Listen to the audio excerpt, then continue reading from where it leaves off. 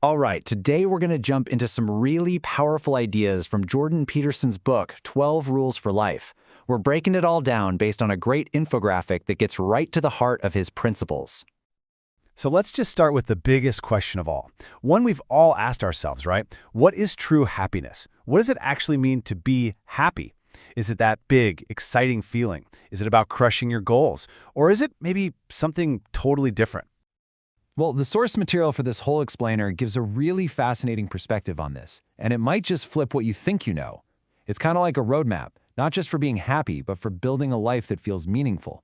So, let's dive in. Okay, so the first big theme is all about looking inward. The core idea here? Simple. If you want to create order in your life, you've got to start with yourself. It all begins with taking responsibility for your own mind, your own actions. So how in the world do we actually do that? Well, the infographic lays out 4 key steps. First, treat yourself like you're someone you're responsible for helping. I mean, think about it. You'd make sure your friend took their medicine, right? This is about giving yourself that same level of care.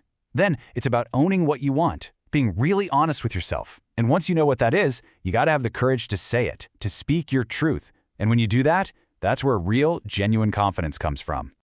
And look, all that outward action is powered by some really crucial shifts on the inside. It's about letting go of the bad habits that are just draining your joy. It's about stopping that comparison game, you know the one, scrolling and feeling worse about yourself. It's poison. The real key is to focus on what you have right here, right now, instead of always chasing some idea of the future. You know, once you start building that strong foundation inside yourself, it can't help but change how you deal with the world. And that brings us right to our next section, how we connect and show up for other people. So what are the practical rules for this? First up, just think before you speak. Be precise with your words to avoid causing harm you don't intend. Second, learn to really listen. I mean, not just waiting for your turn to talk, but listening to actually understand someone. And finally, be super careful about who you let into your inner circle. When you surround yourself with healthy, capable people, that stuff rubs off. It's contagious in the best way possible. And this is so true, isn't it? Having a supportive community isn't just a nice little bonus. It's absolutely essential for our well-being. When you connect with people who share your deepest values, it just creates this sense of stability and calm that is priceless in this crazy world. Now, this idea of a good community, it scales up. Think about work, for instance. A toxic culture is always looking for someone to blame when things go south. But a healthy, successful culture, they get it. They know that teams overcome problems together, and they celebrate those wins together.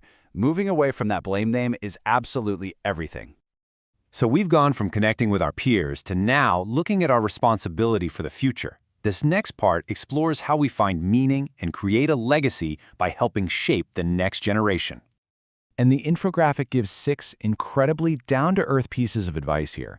It's about noticing and pointing out the good things they do, not just correcting the bad.